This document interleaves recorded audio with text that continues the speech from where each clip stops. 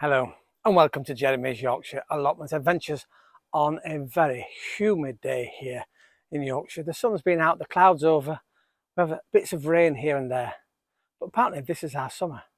And look, that was a bee, because look at this beautiful lavender.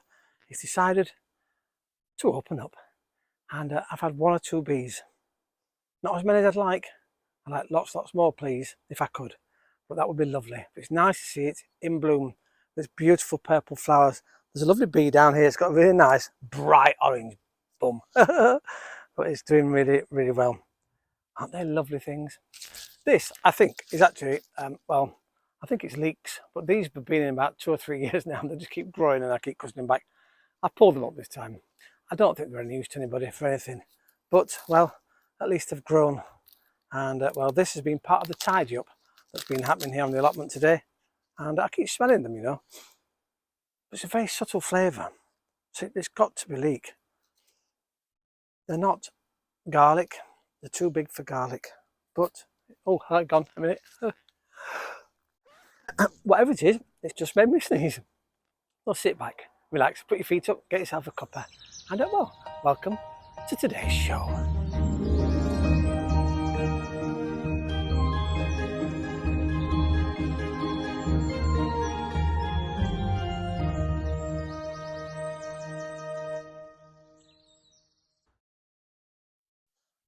I've been tidying up or starting to get rid of all the weeds that have grown on this bank. Lots of bindweed, which I'm going to dig up now. I said, well, I trust your spades here. I've started digging up, and luckily this banking here behind me is easy to dig up, but also it's very easy to all the weeds to get into it.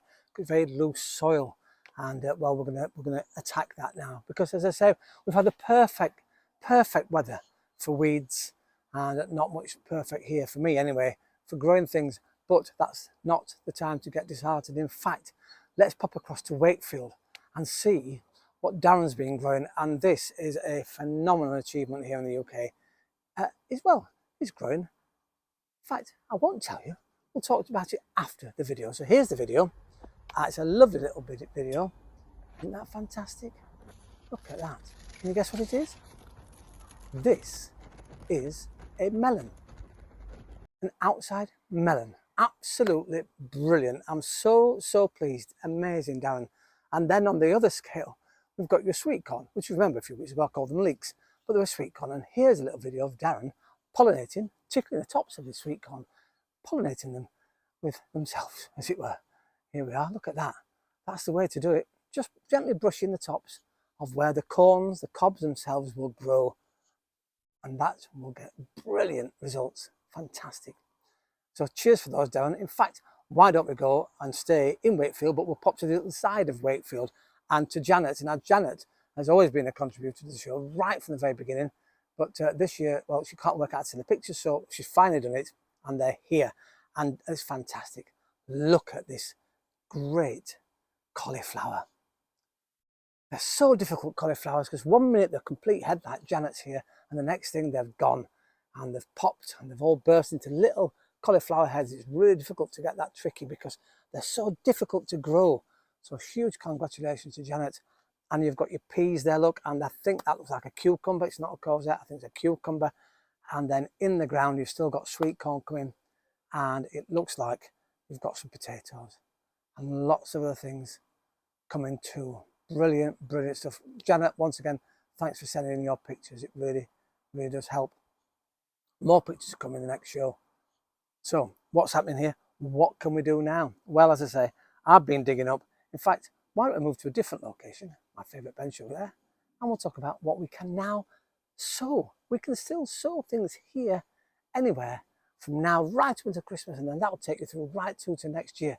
So it's even like me, if you had a bad start to the season, you can catch up now because the weather's changed. It means the soil's warmer, the atmosphere's warmer, we're getting little rain, or supposedly we've had torrential downpours here, flooding still, but we've had a few days of beautiful summery sunshine and very warm temperatures.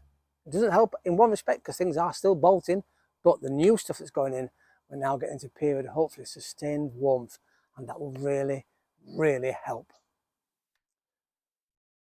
Oh, I love coming and look at my chilies. I'll take a photograph. I don't think I took a photograph last time we talked about my chilies, but I will. They're coming. And this heat, they'll love this heat. But I'm leaving them outside because that's where they've been. They're accustomed to being out here. And just in this corner, it's lovely.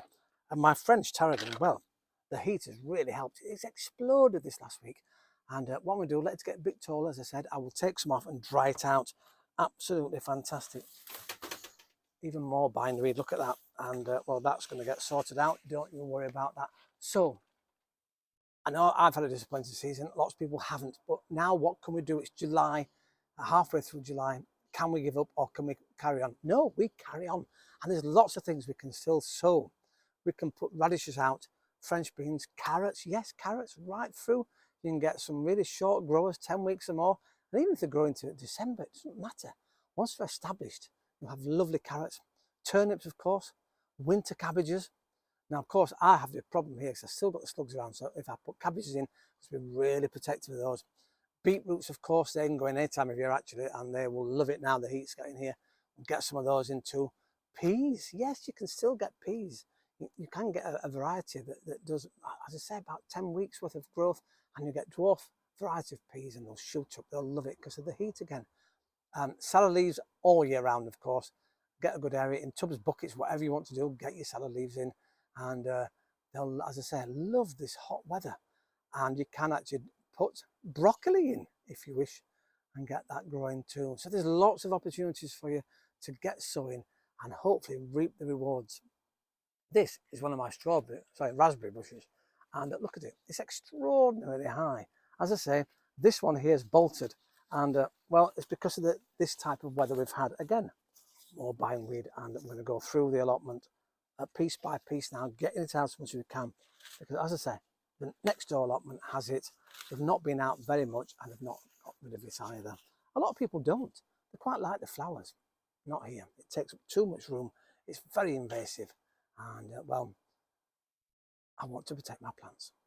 On the upside, I've had lots of raspberries off and they're absolutely beautiful. Now, do you remember a few weeks ago I showed you a photograph of a pink flower, and the pink flower was on a strawberry plant. Never seen a pink flower before, but the strawberries have started to come, and now I'm protecting them again from the slugs. I've got a little strawberry and it's tiny, it's quite minute. In fact, here's a photograph of it. It's very much like a proper pear shape, a real teardrop. Really beautiful, very small, about the size of my thumb. But look, it's got a lovely pinky red to it. So obviously the pink flowers turn it into a pinky red strawberry. And I can't wait till it fully turns to see what flavour it's got. Of course we know it's strawberry, but it's going to be a lot softer, more delicious than the normal strawberries I've had this year. I can't wait to see that. Again, it's still not developing very much, but it might do now we've had the weather. My tomato plant is doing the same thing. That's still stuttering on. In fact, the other tomato plant's the same. They're a little behind because they've been outdoor tomatoes. So, fingers crossed, you never know. However, my potatoes, they are down in the ground and they are delicious and really abundant. So it's really good. The home guard variety. And well, next week I'll tell you all about Australia. Well, not Australia, but the varieties that are growing down there. I've had a lovely message from Australia, and I look forward to sharing all about what they're growing, their types of varieties of potato. And I have looked it up. You can get them here in this country too. And they say that they're abundant, they're prolific, they grow every year down in Australia, and they give them lots and lots of potatoes. So we'll look at that next week, in next week's video, about what people are recommending. So if you've got a variety of potato, strawberry, lettuce, whatever you're growing that you want to recommend to my viewers, to our friends here on Jeremy's Yorkshire Allotment Adventures, then send them in. Message me this week and we'll do a whole section about what people recommend, what varieties they're growing, what successes they're having, because next week all about the successful gardening season. Great to have you on board once more. Look forward to your comments. I look forward to seeing you next week. I hope you are here next year too. And well, once again, thank you very much for watching Jeremy's Yorkshire Allotment Adventures. And well, let's take a look, shall we, at hopefully a little bee on the lavender. Ta-da for now.